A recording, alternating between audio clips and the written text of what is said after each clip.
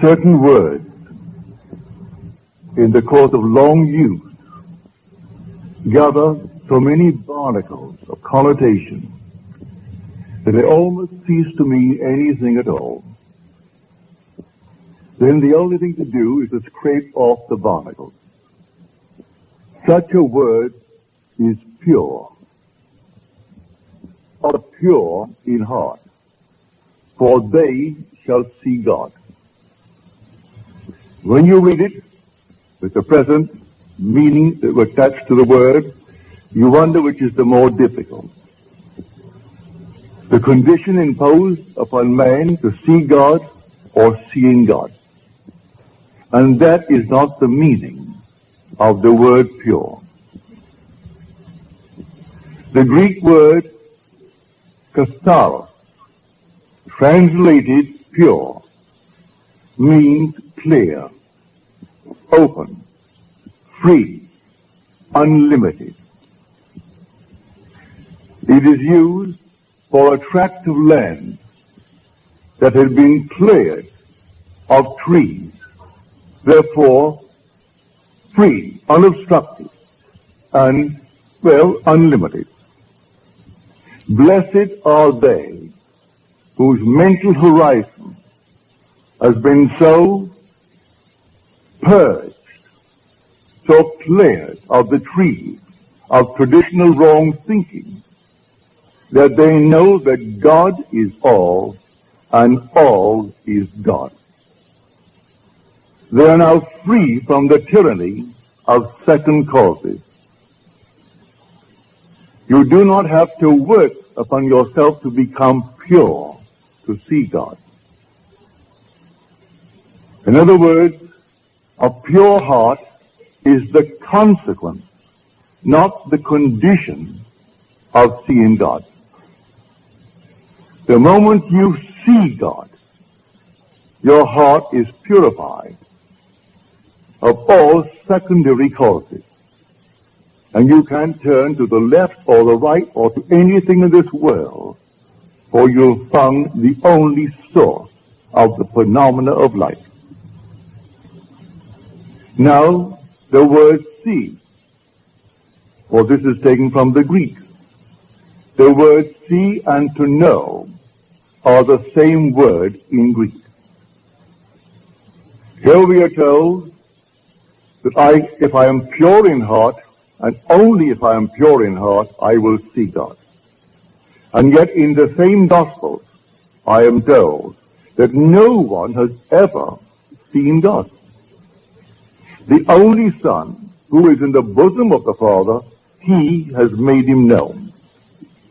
Then I am told, no one knows the Son except the Father. And no one knows the Father except the Son, and anyone to whom the Son chooses to reveal it.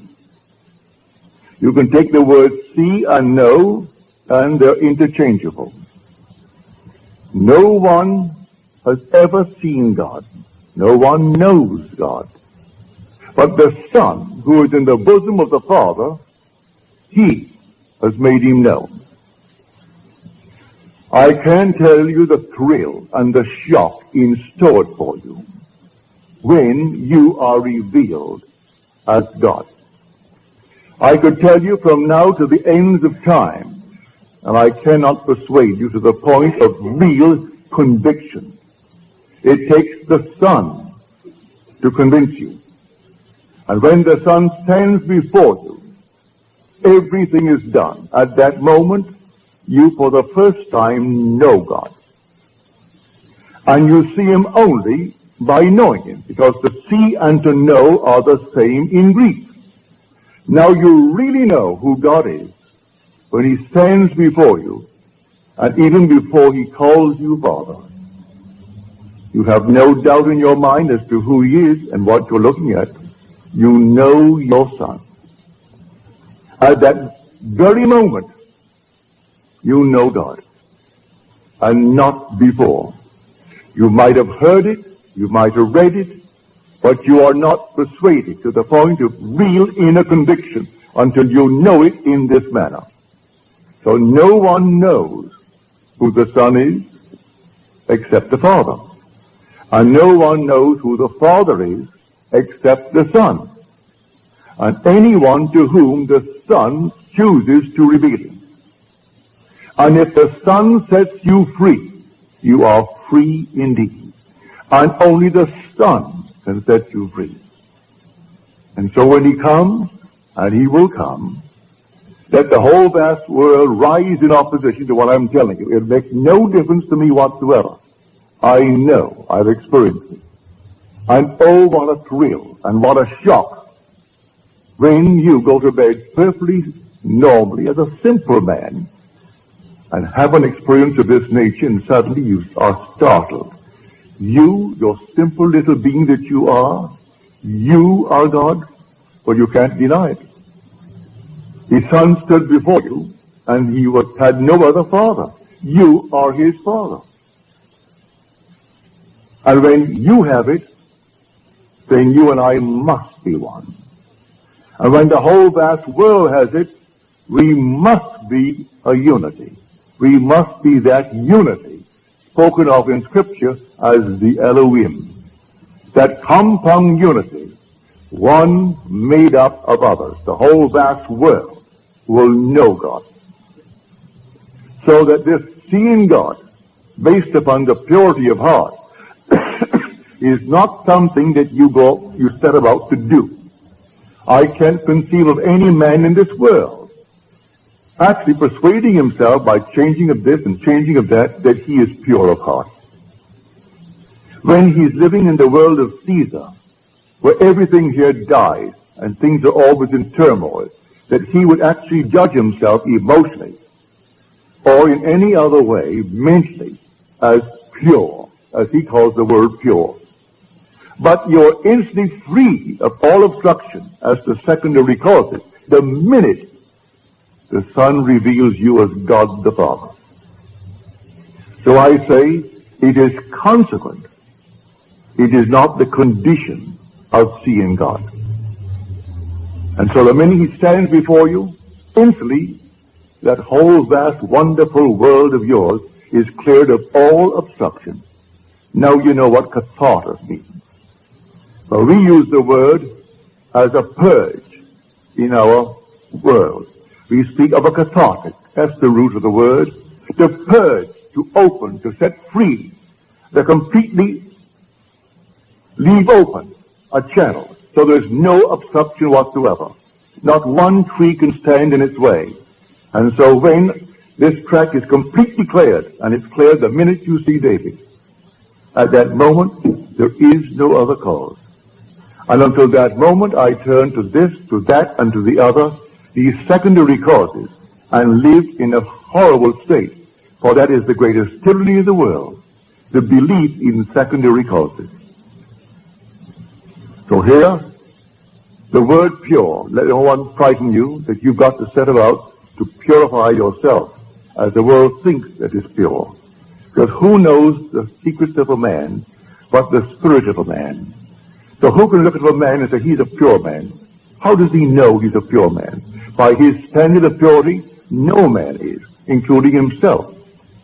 But by scriptural standards, the minute you see David, and David reveals you as God the Father, then all the trees, all the obstructions, everything in your world that came between you and self disappear, and you're the only cause of the phenomena of your life. And you go through life now, simply bring it into your world, the things that you would like to entertain in your world. No matter how difficult it seems to be, you see it, you know there's only one cause, and so you simply rearrange the thing you see. You don't throw it away. You don't discard it. You rearrange it, and your mind's eye, you re-photograph the image. And re-photographing the image, then let life develop that negative and produce it on the screen of space, and it will.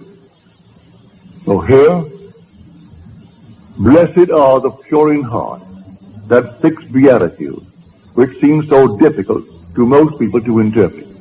And I haven't found one interpretation in Scripture.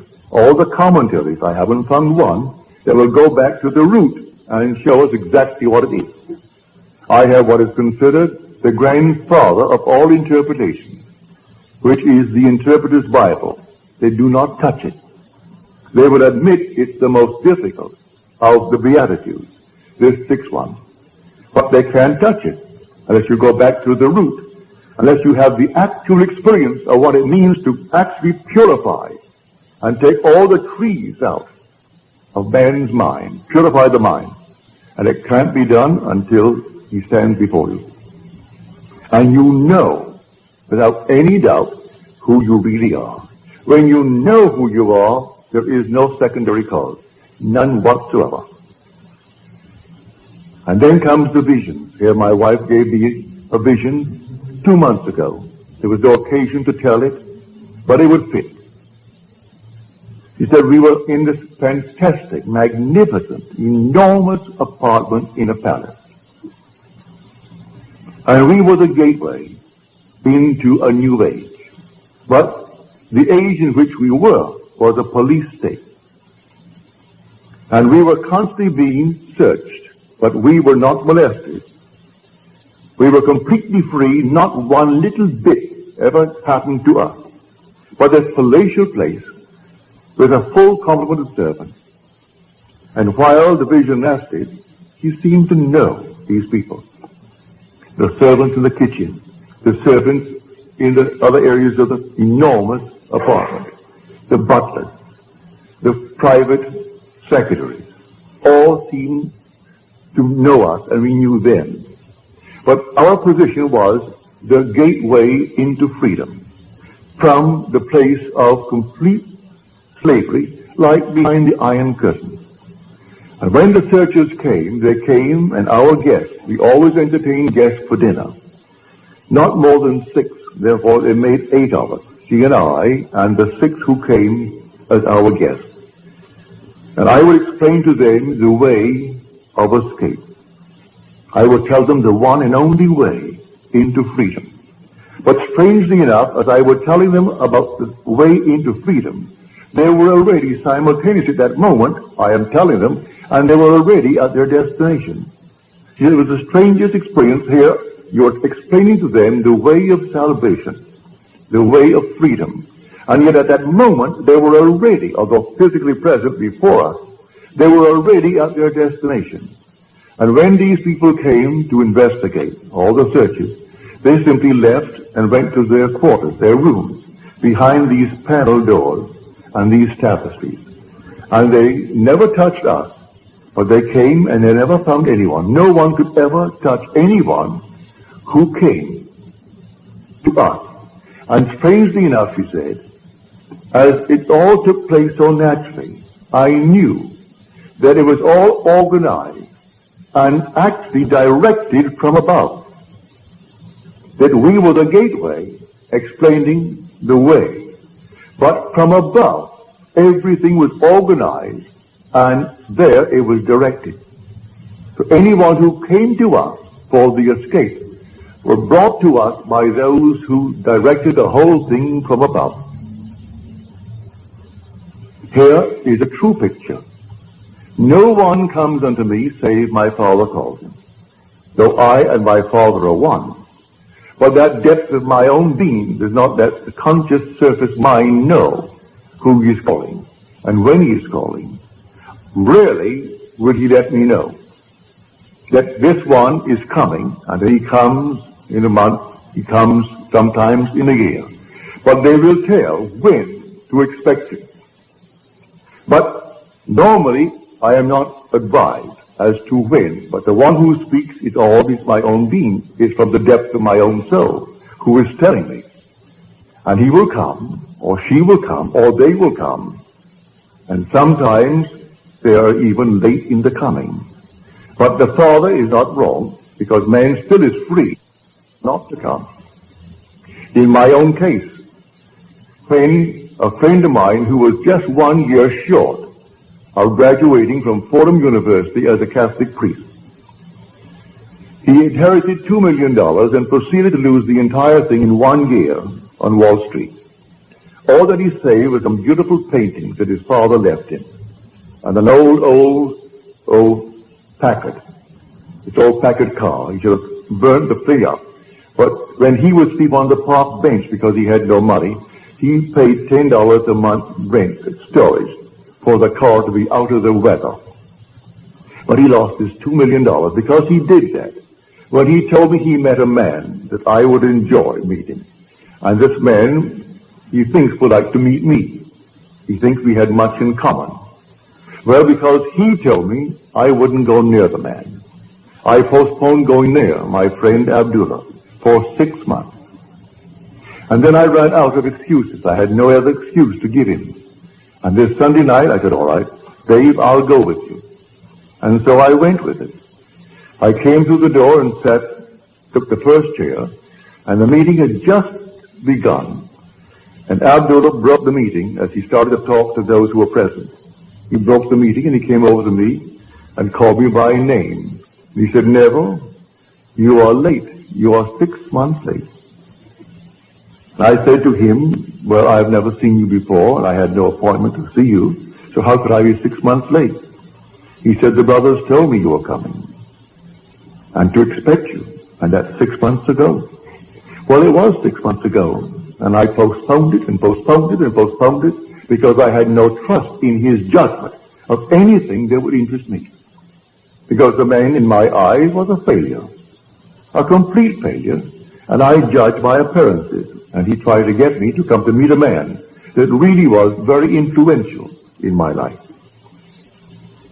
So I know from my own experience when it actually happened to me, when someone is coming into my world, I know, and they too may delay. They may have certain little barriers, little trees to overcome. But the real overcoming of all the trees is when it is revealed to you who you really are. Then all the things that obstructed your view up to that moment, they vanish completely. So that it is not something you've got to make happen in order to see God. Seeing God removes all the trees. Therefore, this so-called pure heart is the consequence, not the condition of seeing God.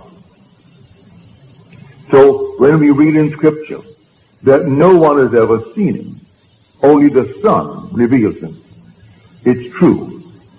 I can see I am. I can see I am's manifestations. I see the necessity of a creative imagination clothing itself in concepts of itself. And I can see myself clothed in concepts of myself. When Scripture speaks of David, this is he, rise and anoint him. And then the Spirit of God came mightily upon David from that day forward. What does it mean? He's clothed with David. But then who is David? You are David. You're doing the will of your Father. He'll put you through all the furnaces of affliction because he cannot give his glory to another. How can I give my glory to another? He can't give it to another. He has to make it you himself. And so he clothed himself with David, as he clothed himself with Gideon. He clothed himself with you, and you are doing the will of your Father. So I have found in David, the son of Jesse, which is I am, a man after my own heart who will do all my will. You're doing your Father's will. But everything that you've imagined, you're doing it. And when you look into the world and you don't like what you are seeing, maybe you haven't cleared it yet, because you're not completely cleared of the obstruction until you know God. When you know him, because the Son reveals him, then you know God and you have no obstruction. Until then, there are still secondary causes. And you will say, well, now, he did it, or she did it, or they did it, all the conditions did it. Today we have, they say, a depression. We have a recession. We have unemployment. And so we turn to all these secondary causes for our present restriction or failure. And it isn't that at all. Someone is ill, and they blame a condition. It's not the thing at all. I can tell you of numberless things that would contradict completely the findings of so-called science today, and blaming this, that, or the other for a certain effect. And I could turn to just as many on the opposite side who never did the things that they claim you must do in order to have the effect, and they ask, well, then why? Why does this happen to this crowd who never subjected itself to the test that you have given, and yet they have the same effect? We are emotional filters, and we bear the mark of our prevalent emotions. So what is that prevalent emotion that you and I are entertaining morning, noon, and night? I can entertain the limitation of failure. Or I can even get into a cycle, so that at every season of the year, at a certain season, it could be spring, summer, autumn, winter, where things seem to go down. And year after year, they will go down. No matter what I have in the spring, if the winter is when it goes down, it'll go down, if I don't get out of that cycle. And I believe that simply in some tree that is not yet removed, on the other hand, let me encourage you, you can't remove it by taking thought. You can't remove it by working on yourself. You'll remove it that day when David stands before you. And may I tell you, he will stand before you. Every one he will stand before. And when he stands before you, and you know that he is your son, you know who you are. For David is the Son of God. There is no other Son of God, if you read the Scripture correctly. But when you know how to read Scripture, you must see that when these evangelists, Matthew, Mark, Luke, and John, and they're all anonymous names, when they wrote their Gospels, they were not writing biography. They were writing theology. They were not writing secular history. They were writing the history of redemption. It's all the difference in the world. Men not knowing this, they read it as secular history. And they think here is the biography of a man called Jesus. The whole story of Jesus, from his birth through his ascension into heaven, is, to those who understand who he is, a sign granted by God to those who will receive it. But the signs of God's wonderful redemptive activity were not the signs that Israel was expecting. Therefore, they completely rejected it. They would not accept it. When I tell you, this is what it is. You are born from above, and you're born in this manner. And you rise from the grave, and the grave is your own wonderful being. It's your own skull. Then, if you don't believe that because of the trees of false teaching, well, then you'll reject it. I'm telling you the truth. But if you've been conditioned through these traditional wrong thinkings, these trees must then be removed. I can aid you to take a few out, but they will not all go until that last one when David stands and confirms all that I tell you. So all that I have told you and all that I will continue to tell you is simply in Scripture, but it is not biography. It's theology. It's simply the knowledge of God and God's way of redemption. That's the entire story. But if I take it as the world takes it, as biography, and simply secular history, well, then I miss the point completely. So, you will see God, and when you see him, you will say within your heart, well, I didn't think myself qualified. For you don't feel any change. You're so capable of a violent act the very next day, if someone should injure the one you love. If someone this very night injured my daughter, or my wife, or those that I love, I am quite capable of the most violent act, and yet I am free of these trees of traditional wrong thinking. And that means I am pure in heart. But I make no claim to the purity based upon man's concept of purity. Has nothing to do with any purity as the world thinks it. He turned to the harlot and says that the one who has no sin, let him cast the first stone. And from the oldest to the youngest, they all left, because none felt within themselves good enough to cast the stone. Because he interpreted the entire story as a psychological story. That if you lust after a person, well, the act has already been committed. You may restrain the impulse, but he tells you that isn't good enough. But then who on the earth could stand before me and tell me he's never had the impulse? Unless he was castrated at the time he was born, and then he doesn't even know, so he could restrain nothing. He has nothing to restrain. If he was removed at birth from the possibility of lusting, but if he was not removed at birth from that possibility, let you stand before me and tell me that he has never lusted. And I will say, well, you're a liar. As far as I'm concerned, you're a liar. Whether you be male or female. And so, that you've never had the impulse to get even. Don't tell me you haven't. Don't tell me you haven't had the impulse and still are capable of the impulse to hurt if someone should hurt the one you love more than you love your own self. And yet, you are pure in heart the day you see David. For the minute you see him, you know the whole vast world has collapsed as far as you are concerned. The whole thing has collapsed. And now you no longer can turn to this, that, and the other and blame it or praise it for anything that's happening in your world. You are simply within yourself. You are God himself. You are the God, creating good, bad, and indifferent in your world. A friend of mine in the audience tonight, he said, I had this vivid dream. My wife and I, and here we are, and the world is coming to an end. The whole thing is coming to an end. It began to shake. A wind, the unearthly wind came up, and then the rain like a flood, and then the earth is shaking. And I said to myself, well, the earth has gone out of orbit. I wasn't afraid of death, and my wife, she wasn't afraid of death, but I thought the whole thing was simply coming apart and coming to an end. That's a wonderful adumbration. Read it in the 13th chapter of Mark. Read it in Matthew. You see these buildings? Not one stone will be left standing upon the other, but it will be turned down. That's when the Son of Man is coming. That's the end of the age. Well, in your case, you had a most wonderful adumbration. And you're not given these adumbrations when you're far removed from the actual event. And this thing happens to you, be watchful. It's coming. This is simply a foreshadowing in a not altogether a conclusive way, no, the way you saw it, but when it happens, when the whole thing collapses, and the ideas by which you lived in the past, you no longer can live by them.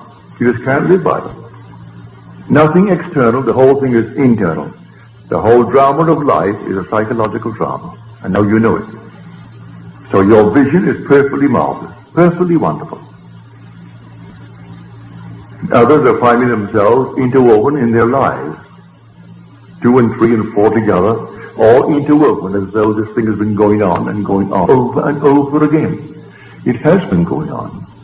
Before the world was, we were one, and yet individualized. We were brothers, greatly in love, a love beyond the wildest dream of man. And we deliberately and purposely came down into this world of horror for a purpose. And as the poet says, when we are so curious about why are we here, he said, be patient. Our playwright will show in some 5th act what this wild drama means. So here we have it in 4 acts, like the 4 corners of the universe. Wait, be patient. In some 5th act, he's going to show what the wild drama means. And it will be beyond the wildest dream of man, the glory that comes out of the horror to which we go here. What has to it? You and I agreed to dream in concert, and we haven't violated that pledge. We still dream in concert. So we can share the same room, share the same events, see them a little bit differently because through different eyes, but the same event.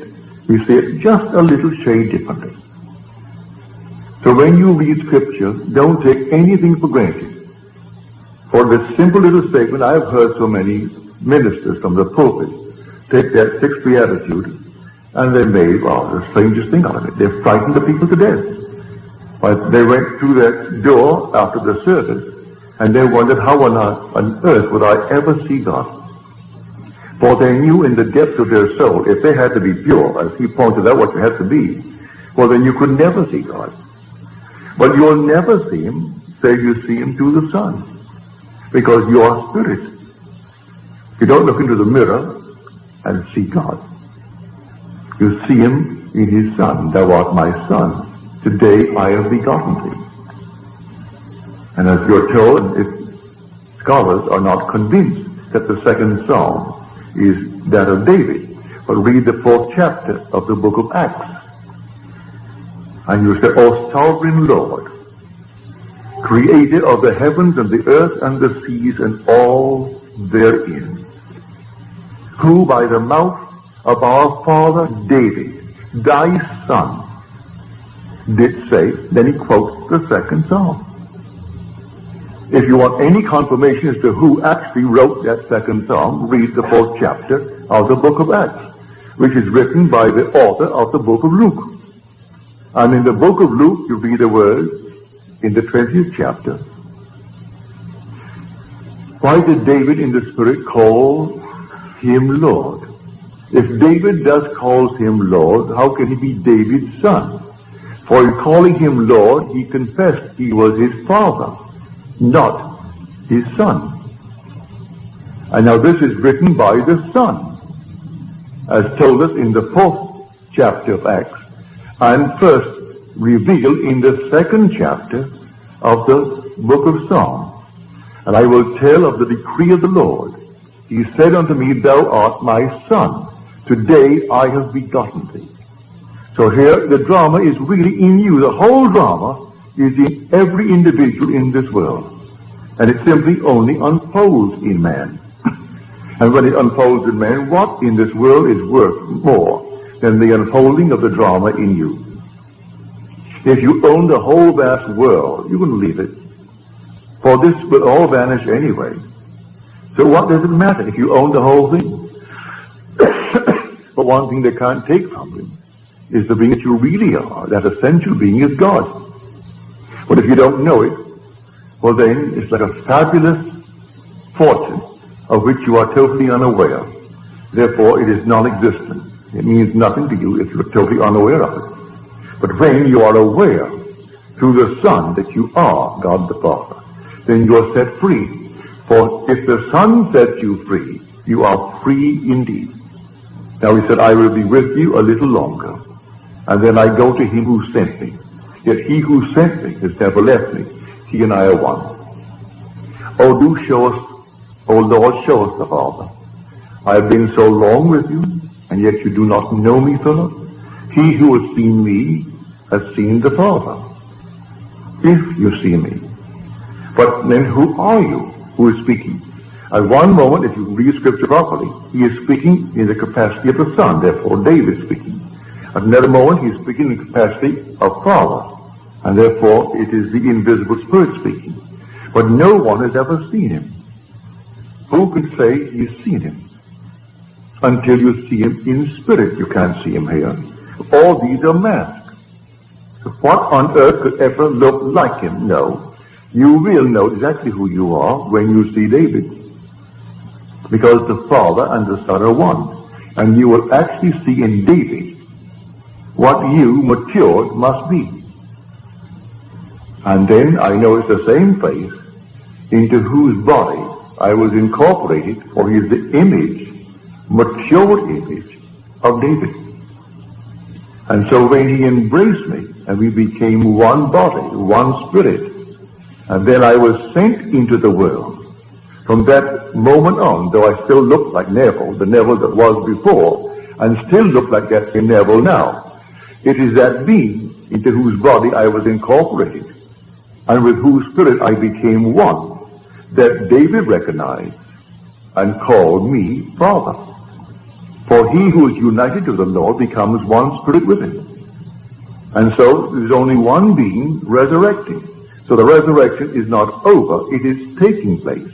And so he said to Timothy, there are those who preach the resurrection is past. They are misleading people and turning them from the faith. As he came into his letter to Timothy, because he said, the time for my departure has come. I have finished the good work. Well, now he must tell Timothy not to fall into that trap and teach that the resurrection is over. It has begun, but it is taking place in everyone and must take place in everyone. So the Christ of whom he spoke is that universal Christ that is buried in everyone. And in everyone, but individually, he must rise. And the same pattern foretold in Scripture by which he rose must take place in man. He came out of one place where he was buried, and there's only one place, and it is named skull. Luke does not minimize the word, neither does John. Even though he will give you the word Golgotha, he'll translate the word Golgotha. Golgotha means skull in Hebrew. But in some translations, they don't even give you the Hebrew word. They say, and he was crucified and buried on Golgotha. So there's only one place you're ever going to rise. And you aren't going to rise in Forest Lawn. You're going to rise out of your own wonderful skull while you're walking the earth. That's where you're going to rise. Save your money if you're planning any little plot to bury the little body, for you aren't going to rise there. In fact, you will never be taken there. Let them destroy this body, let them turn it into ash. It means nothing. You will still be in that immortal skull where you were buried in the beginning. And from that skull, you're going to rise. And all the imagery of Scripture will surround you when you rise. And then will come this wonderful unfolding pattern, for there's only one pattern, that must repeat itself through the indwelling in man of Jesus Christ. Were he not in us, then he could not repeat the drama. But the same thing is told in the gospel. That same drama unfolds itself in the individual. And he is the Lord, who is the Father of the only Son, and that Son is David. So when you read the story, if you have a concordance, and I recommend if you don't have one, and you plan ever to get one, the best that I know of is Strong's concordance. It's exhaustive.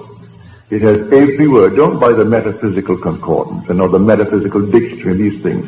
That's all, well, speculation. This is simply the original term, translated in the original meanings of the word used when it was first put into the scroll.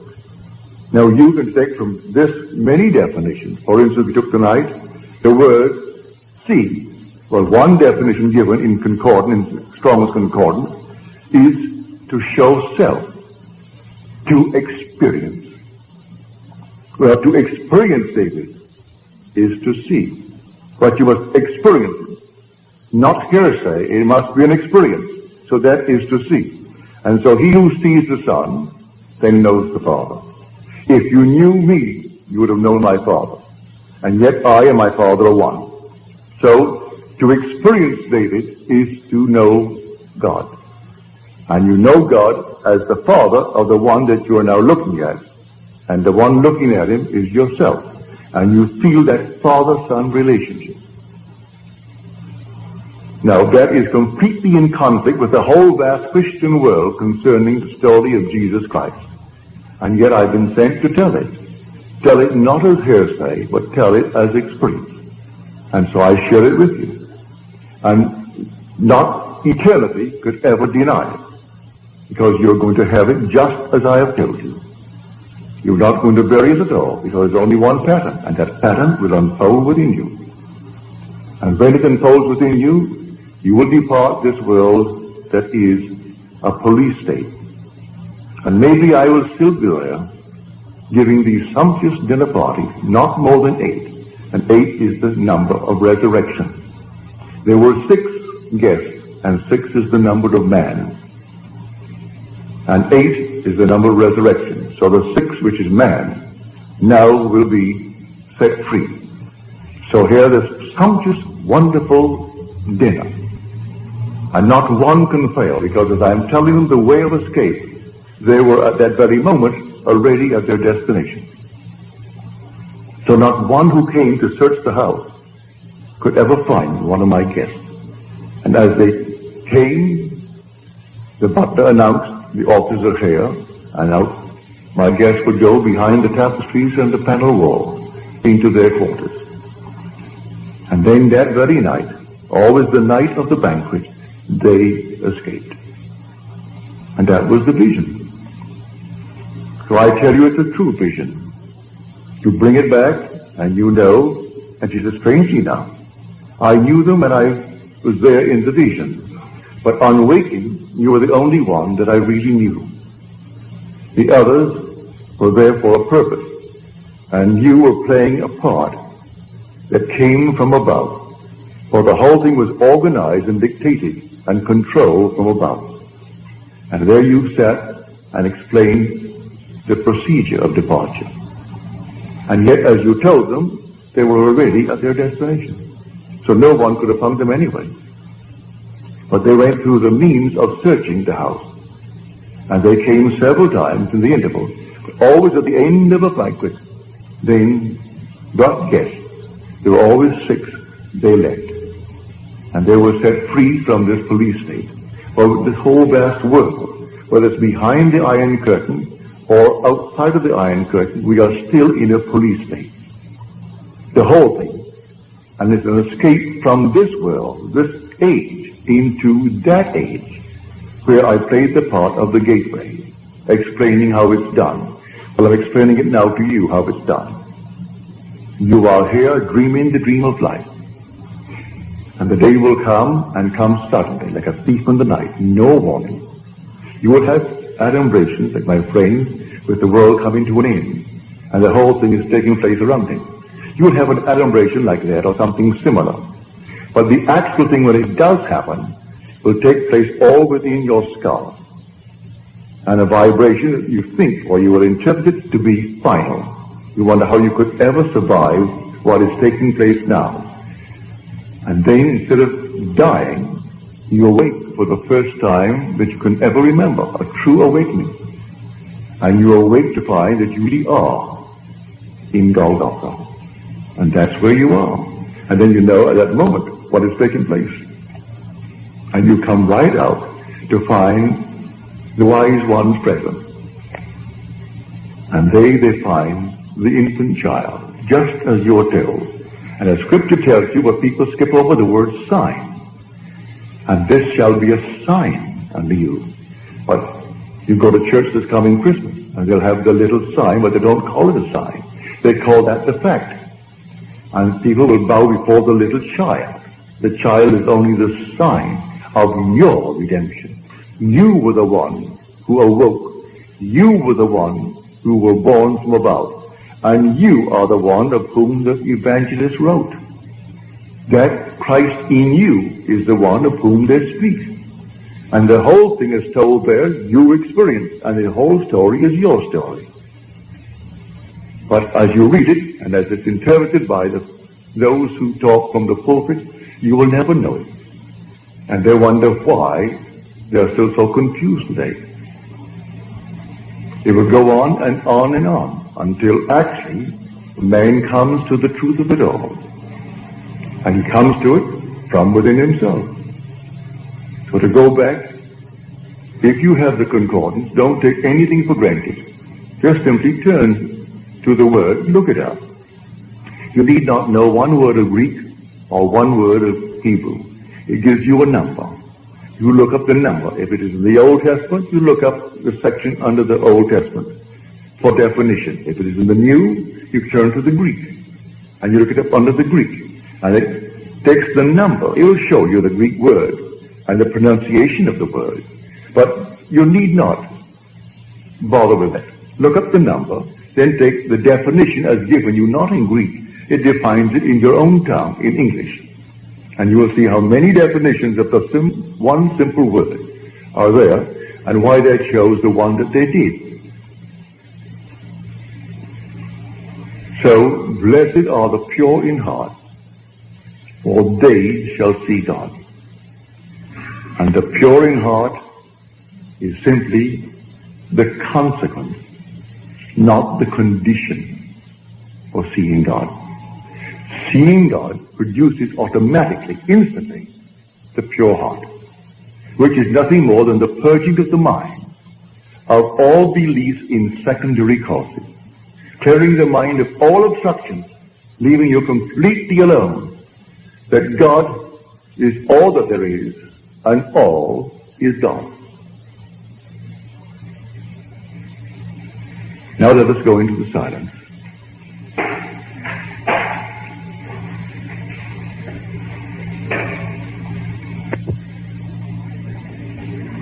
Another friend who was here tonight, she says she heard a voice, didn't see anyone, saw nothing, just the voice. The voice said to her, you will be called and sent, and you will not return. You will be sent in twos. For that scripture. You will be sent while you are here. You have a long time here. But you will not return, not only here, but return to this age, whether it's beyond the so-called grave or not. You will not return to this world, terrestrial world. But you'll be sent in pairs, well, you're told that in Scripture. And they came back, the 70, but they're all sent out in twos.